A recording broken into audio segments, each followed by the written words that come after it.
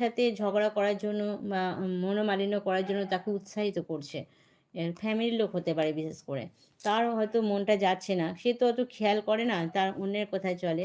ধৈর্য ধরো। তো যেটা তোমার চাইছো না, ডিভোর্সটা চাইছো না, তা ম্যানিফেস্ট করো তাকে পাওয়ার জন্য। তো ঠিক হয়ে যাবে। ভালো কার্ডও আছে। আশাহত হয়ো না। তো তোমার যদি মনের ইচ্ছা থাকে যে আমি সম্পর্কটা ঠিক রাখবো, তো ওকে। স্ট্রেংথ মানে ধৈর্য ধরতে হবে এবং অসম্ভবকে সম্ভব করার জন্য যে ম্যানিফেস্টিং একটা আছে, তুমি 555-333 টেকনিকগুলো লেখো। 33 বার করে প্রত্যেকদিন 33 বার করে 133 টেকনিকটা লেখো ৩ দিন। 55 আছে ওগুলো ম্যানিফেস্টিং একটা টেকনিক আছে, ওগুলো করো। ভাই তুমি যে আমি ডিভোর্স চাই না, ঠিক আছে? আমি সম্পর্কটা ভালো করতে চাই। আমার স্বামীর সাথে আমার সম্পর্কটা ভালো করতে চাই। লাল কালি দিয়ে ৩৩ বার ৩ দিন লেখো একই টাইমে, ঠিক আছে?